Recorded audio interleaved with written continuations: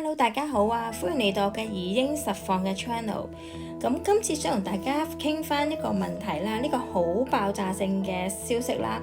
咁喺呢幾日咧，近呢3幾日啦，好多香港人啦，或者拎住 BNO Visa 嚟咗英國嘅香港人啦，都係紛紛咁討論緊啦。亦都有好多 YouTuber 啊，好多嘅資料啊，好多報紙啊，都有講到關於呢個 BNO Visa 嘅問題喎。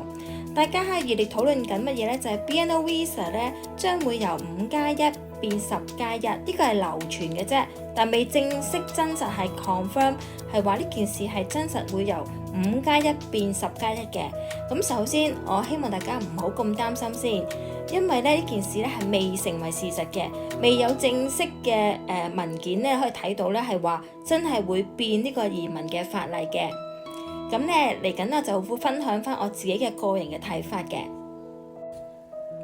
因為呢一個係好突發嘅消息啦，咁所以咧就想同大家分享翻我自己嘅少少嘅意見咯。咁首先我就請大家唔好咁擔心住先。而家 BNO Visa 咧係咪真係會由5+1變做10+1咧？喺呢一刻咧，其實都未有官方嘅文件咧可以睇得到，就話係將會改變嘅，係未決定去改變嘅，所以大家首先唔使咁擔心先。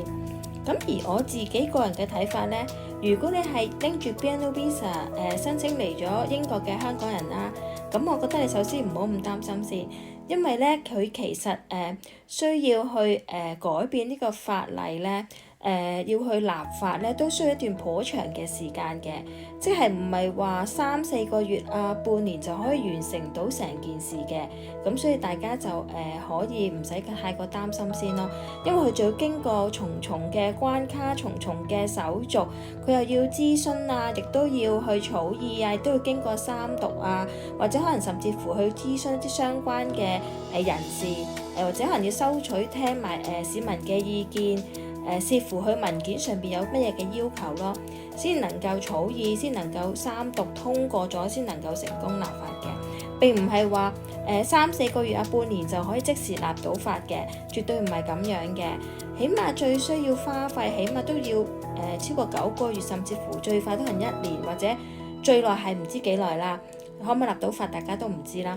咁但係唔係話今日推出白皮書講出嚟，提議咗出嚟，就係會即時下個月就會通過啦。其實唔係咁樣嘅。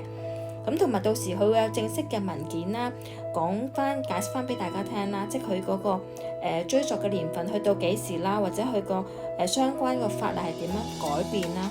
到時有正式嘅文件咧，同大家去俾大家睇翻嘅。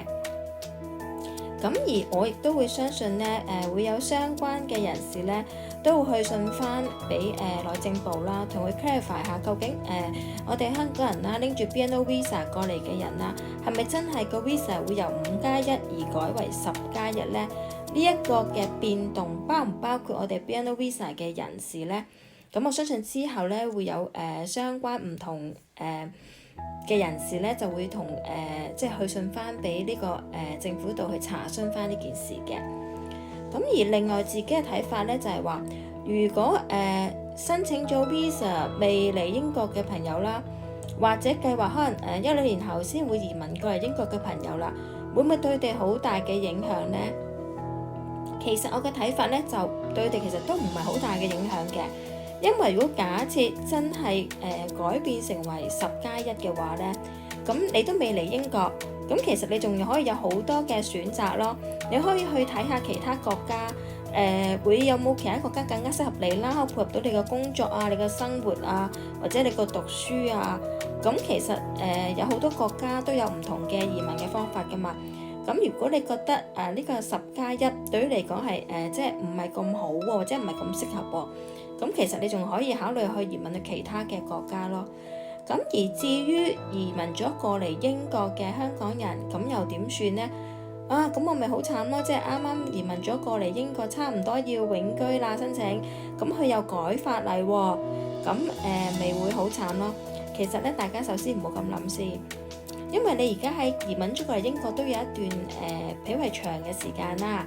咁其實你都喺英國落地生根啦，可能喺度生活啊、居住啊、讀書啊，咁日常嘅生活你都可能已經適應咗啦。只不過佢將個年期去更改啫。咁如果你決定繼續喺英國生活嘅話呢，咁你咪其實可以平常心，好似日常一般生活咁樣咯。而只不過需要再做多一次嘅呢，就係可能你申請多次續簽咯，續簽多5年。咁你真係當你住滿咗10年之後啦，咁先至申請永居咯。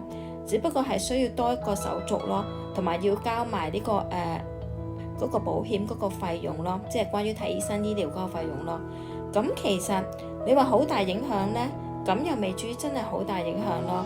咁佢唔係話唔承認呢個 visa 啊嘛，咁所以其實我覺得，就算你係真係嚟過都係英國生活嘅香港朋友啦，拎住 BNO visa 咧，基本上個影響都唔係十分之好大咯，亦都唔係話真係變到好差咯。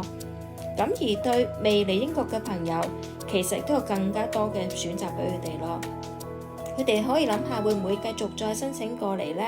咁佢其實佢可以自己再選擇翻睇下邊個國家更加適合佢哋咯。咁所以我覺得個政策一日都未落實去改變呢，咁大家就真係唔需要太過擔心嘅，同埋都唔係話真係去到一個好差嘅地步咯。咁歡迎大家收看我個 channel 啊！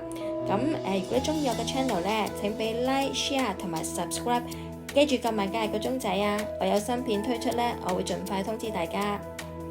多謝大家收看啊！拜拜。